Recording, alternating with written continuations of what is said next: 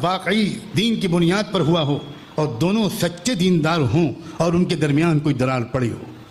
جب آپ رشتہ کریں گے حسن کی بنیاد پر، جب آپ رشتہ کریں گے خوبصورتی کی بنیاد پر، جب آپ رشتہ کریں گے دولت کی بنیاد پر، تو پھوٹ پڑے گی ہی پڑے گی، اس لیے کہ وہ حسن کسی عشق کا مرکز توجہ پہلے رہ چکا ہے، اور وہ بگڑی ہوئی عادت کو سدھرنا عام طور پر آسان نہیں ہوتا۔ پاک دامن بنو لڑکوں، پاک دامن بنو نوجوانوں، پاک دامن بنو میری نوجوان بچیوں، اس لیے کہ اللہ کا وعدہ ہے جو نوجوان لڑکا پاک دامن ہوگا، اللہ کہتا ہے میں اس کی قسمت میں پاک دامن لڑکی لکھ دوں گا۔ الطیبات للطیبین والطیبون للطیبات، اور اگر کوئی گندا اور ناہنجار رہے گا اور ناپاک کام کرے گا شادی سے پہلے اپنی نوجوانی کی زندگی میں، تو یہ بھی اللہ کا وعدہ ہے گندی لڑکیوں کو گندے لڑکے ہی ملیں گے اور گندے لڑکوں کو گندی لڑکیاں ہی ملیں گی، اور ایسے لوگوں کا رشتہ کبھی قائم نہیں رہ سکتا۔ الخبیثات للخبیثین والخبیثون للخبیثات۔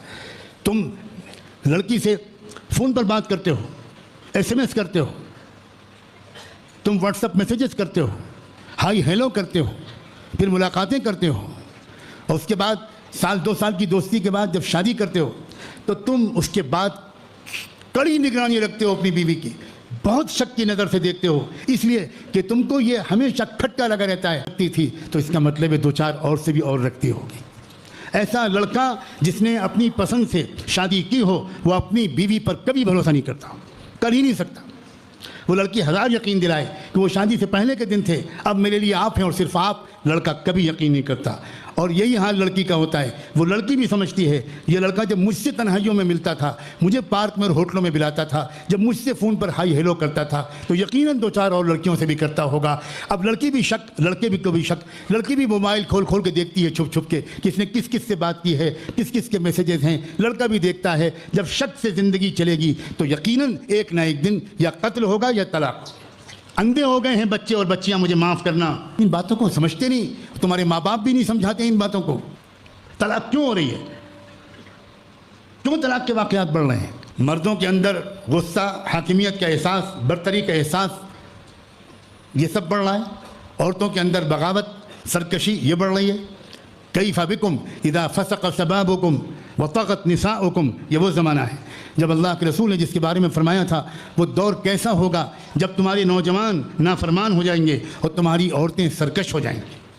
صحابہ کو یقین نہیں آیا، صحابہ نے پوچھا اوکائن ذالک یا رسول اللہ کے رسول، کیا یہ زمانہ بھی آنے والا ہے؟ آپ نے فرمایا نعم بل واشد، ہاں اور اس سے بھی برا زمانہ آئے گا۔ وہ کون سا زمانہ ہوگا؟ کیف بکم اذا اصبح المعروف منکرا واذا اصبح المنکر معروفا۔ بھائی یہ زمانہ عام زمانہ نہیں ہے، اس میں ایڈیشنل خوراک کی ضرورت ہے، تربیت کی ضرورت ہے۔ میاں بیوی کے درمیان ہفتے میں ایک آدھ مرتبہ بے تکلفی کے ساتھ دینی گفتگوؤں کی ضرورت ہے۔ بے تکلفی کے ساتھ اس لیے میں کہہ رہا ہوں کہ مصنوعی قسم کا صرف حلقہ لگا کر کچھ کتاب پڑھ دینے سے آج کل کے زمانے میں کام چلنے والا نہیں ہے۔ زبردستی آپ نے کسی کو بٹھا لیا اور وہ بیچاری آ کے بیٹھ گئی کہ ماریں گے مجھے بعد میں اگر میں تعلیم میں نہ بیٹھی۔ اب وہ بیٹھی ہے، اس کو پتہ ہی نہیں کہ کیا ہو رہا ہے۔ ایسی تعلیم سے کوئی فائدہ نہیں۔ اب یہ کہتے بھی مجھے ڈر لگ رہا ہے، آپ میں کوئی بیٹھا ہوگا تکونی دماغ کا، وہ کہے گا حضرت نے حلقۂ تعلیم کی مخالفت کی، ہاں یہ تو فلاں پارٹی کے ہیں۔ اگر مجھے ان کی بیوی کے بیوہ ہو جانے کا غم نہ ہوتا تو میں دعا کرتا کہ ان کے جانے سے پہلے آج یہی میں ان کی جنازہ کی نماز پڑھا۔ ایسے بیوقوف اگر یہاں بیٹھے ہوں، کیا پاگل ہو گئے ہیں لوگ؟ ایک دوسرے کے جذبات بناؤ۔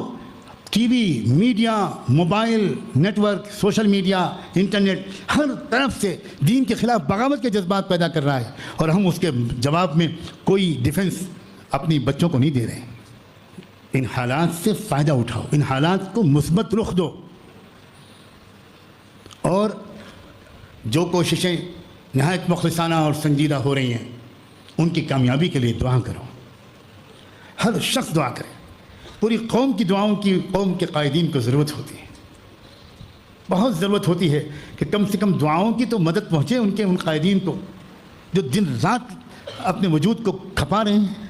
ہم یہ بھی نہیں کر سکتے کہ دو جملے ان کے لیے دعائیہ بول دیں، ہم یہ بھی نہیں کر سکتے۔ آپ بتاؤ کتنے لوگوں نے پارلیمنٹ کی بحث سے پہلے 2 رکعت صلاۃ الحاجت پڑھ کے دعا مانگی؟ کتنے لوگوں نے اللہ کے سامنے آنسو بہائے، باتیں گھنٹوں کی اور 10 منٹ دعا کرنے کے لیے وقت نہیں۔ دن بھر پارلیمنٹ کی کارروائی ٹی وی پر دیکھتے رہے، اس کے درمیان بھی دعا کے لیے ہاتھ اٹھانے کی توفیق نہیں ملی۔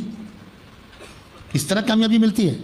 اور ادھر محمد رسول اللہ ہیں کہ 313 سچے پکے نبیوں جیسے ایمان والے مجاہدین میدان میں کھڑے کر دیے، اور پھر کیا کیا؟ وَإِسْتَسْتَغِيثُونَ رَبَّكُمْ فَاسْتَجَابَ لَكُمْ، گر پڑے رسول اللہ سجدے میں، اور اتنی گھنٹوں پڑے رہے سجدے میں۔ صدیق اکبر کہتے ہیں میں ڈیوٹی پر تھا، نگرانی کے اور پہرے داری کے اور حراست کے، میں گھنٹوں کھڑا رہتا، پھر آتا اندر دیکھتا کہ اللہ کے رسول کس حال میں ہیں، دیکھتا کہ ابھی بھی سجدے میں پڑے ہوئے، پھر واپس جاتا، پھر ڈیوٹی پہ کھڑا ہو جاتا، پھر واپس آتا اور پھر دیکھتا اب کیا ہوا، پھر سجدے میں پڑے ہوئے، یہاں تک کہ مجھے ڈر لگنے لگا اور میں نے اللہ کے رسول کے قدموں پر ہاتھ رکھ کر سجدے کے درمیان کہا حسبک یا رسول اللہ، حسبک یا رسول اللہ، حسبک یا رسول اللہ، اللہ کے رسول بس کیجئے، بس کیجئے، بس کیجئے، بس کیجئے۔ آج امت کے لیے رونے والا نہ رہا۔ ہم لوگ اتنی یتیمی محسوس کر رہے ہیں کہ جس وقت امت پر کوئی بڑے مسائل آتے تھے، میں بچپن سے لے کر اپنی جوانی تک دیکھتا تھا کہ حضرت مولانا سید ابو الحسن علی ندوی، میرے والد ماجد حضرت مولانا محمد منظور نعمانی، ان چیلنجز کے مقابلے میں حکومت سے بات کرنے سے پہلے، وزیر اعظم سے بات کرنے سے پہلے، فلاں پارٹیوں کے لیڈروں سے بات کرنے سے پہلے بھاگ رہے سہارنپور، بھاگ رہے شیخ الحدیث حضرت مولانا زکریا صاحب کے پاس، حضرت دعا کی درخواست کے لیے حاضر ہوئے ہیں، اور حضرت کہتے تھے ذرا مولوی نصیر سے پوچھو کہ پچھلے 11 دن سے پوری رات میرا کیا حال رہا۔ یہاں تک کہ الٹا حضرت شیخ کو دعا کے لیے کہنا پڑتا تھا کہ حضرت تھوڑا آرام بھی کر لیے۔ ان بزرگوں کو طاقت رہتی تھی کہ ہم میدان میں کام کر رہے ہیں، کوئی اللہ کا ولی ہے کامل، کوئی اللہ کے سامنے دعائیں کر رہا ہے۔ اس بڑی کوششیں دعاؤں کے بغیر کامیاب نہیں ہوتی، نبیوں کی کوششیں دعاؤں کے بغیر کامیاب نہیں ہوتی تھی، تو آج ہماری کوششیں دعاؤں کے بغیر کامیاب ہو پائیں۔ بھاگتے تھے نظام الدین، اور السلام ہو اس بندے خدا پر، حضرت جی مولانا انعام الحسن صاحب رحمۃ اللہ علیہ کی خدمت میں حاضر ہوتے تھے اور حضرت سے کہتے تھے کہ حضرت یہ مسئلہ آ گیا ہے، دعا فرمائیے، اور حضرت مجسم دعا بن جاتے تھے۔ کوئی ہے عجیب قسم کی بے حسی ہے۔ دعائیں کرنے کی بھی عادت ڈالیں امت کے حالات کے لیے، صرف اجتماعی دعا میں آمین کہہ دینا، اور کبھی انفرادی دعا جو دعا کرواتا ہے وہ بھی نہ کرے، جو آمین کہتے ہیں وہ بھی نہ کرے، یہ تو کوئی اچھی علامت نہیں۔ اس کا مطلب یہ ہے کہ ہمارے دل میں وہ درد نہیں ہے امت کے مسائل کا۔ اگر بچہ بیمار ہو جائے گا تو کتنی دعا کریں گے، اور یہاں مستقبل خطرے میں، وجود خطرے میں، ایمانی وجود خطرے میں ہے۔ دشمن کا پورا فیصلہ ہے کہ ایمان والا بن کر کسی کو جینے ہی نہیں دینا، نہ ہمت ہارنی ہے، نہ غمگین ہونا ہے، نہ دبنا ہے، نہ جھکنا ہے۔ ان حالات کو اپنے ہی غلطیوں کا ایک نتیجہ سمجھنا ہے، ان غلطیوں کو سدھارنا بھی ہے، ان غلطیوں پر اللہ تعالیٰ سے معافی بھی مانگنی ہے، استغفار بھی کرنا ہے، مال بھی خوب جھولیاں بھر بھر کے لگانا ہے۔ کتنا خرچ ہو رہا ہے ان مقابلے میں کیسے بتاؤں، کیا کھول کے بتاؤں کسی کو کہ کیا حالات درپیش ہیں، اور کتنے ہمارے ہاتھ بنے ہوئے ہیں، کتنی بڑی کوششیں ہو سکتی ہیں، کتنے بڑے پیمانے آ گیا۔ یہی مہینے ہوتے ہیں دسمبر جنوری کے، جس میں ایڈمیشنز ہوتے ہیں جنوری فروری میں۔ اب داخلہ کراتے وقت اپنے بچوں کے بارے میں کون سا اسکول چننا ہے، اس بارے میں سوچو۔ یہ جو لوگ آج اسلام کے خلاف بول رہے ہیں، مسلمان ٹی وی ڈیبیٹس میں حصہ لے کر اور دھڑلے سے اسلام اور شریعت کے خلاف بول رہے ہیں، یہ سب وہ لوگ ہیں جنہوں نے کانوینٹ اسکولوں میں تربیت پائی۔ یہ سب فیصلہ کرنا ہے، آپ کو فیصلہ کرنا ہے اپنے بچوں کے بارے میں۔ اکثر اس میں عورتیں اپنے شوہروں کو گمراہ کرتی ہیں۔ اکثر اگر مردوں کے دل میں کچھ جذبہ آ بھی جاتا ہے تو عورت کہتے ہیں ارے کیا کر رہے ہیں آپ کیا کر رہے ہیں، اس کا کیریئر خراب ہو جائے گا، اس کا کیریئر خراب ہو جائے گا۔ سبحان اللہ، کیا ماں ہو تم کیا ماں ہو، تم اپنے بچے کی آخرت۔ حضرت نے کتنی اچھی باتیں بتائی ہمیں، جو آج کا نوجوان طبقہ ہے۔ حضرت نے فرمایا کہ اگر ہم رشتہ کرتے ہیں شکل کی بنیاد پر، خوبصورتی کی بنیاد پر، یا مال کی بنیاد پر، اس کے پاس بہت سارا پیسہ ہے، تو یہ جو صفات ہی چند ہی دنوں میں اگر مٹ جائیں گی تو انسان کی پیار و محبت جو ہے، جو اس کی آنکھوں کا جو دکھاوا تھا وہ ختم ہو جاتا ہے، تو پھر سب چیزیں ختم۔ اور حضرت نے کیا فرمایا، اگر کسی لڑکی کی شادی ہو جاتی ہوتی ہے وہ اس کے بعد وہ کبھی کسی سے کوئی تعلق نہیں رکھتی ہے اور اس کے باوجود بھی جو اس کا مرد ہوتا ہے اس کو پتہ ہوتا ہے کہ اس سے پہلے اس کے اتنے بوائے فرینڈ تھے، یہ تھے وہ تھے، تو اس لڑکے کو کبھی بھی یقین نہیں ہوتا ہے، وہ کبھی بھی اپنی بیوی پر یقین یہ نہیں کرتا ہے کہ بالکل یہ اب سدھر گئی، اب یہ ہے وہ ہے، کبھی بھی نہیں کرتا ہے۔ یا اس عورت کو جب پتہ ہوتا ہے جو میرا یہ مرد ہے، میرے مرد کا آج سے شادی سے پہلے جو اس کے سمبند تھے، جو اس کے تعلقات تھے، وہ بہت ساری عورتوں کے ساتھ ہے، تو 2-3-4 عورتوں کے ساتھ، تو مجھے لگتا ہے آج بھی اس کے تعلقات حتیٰ کہ وہ نہیں ہوتے۔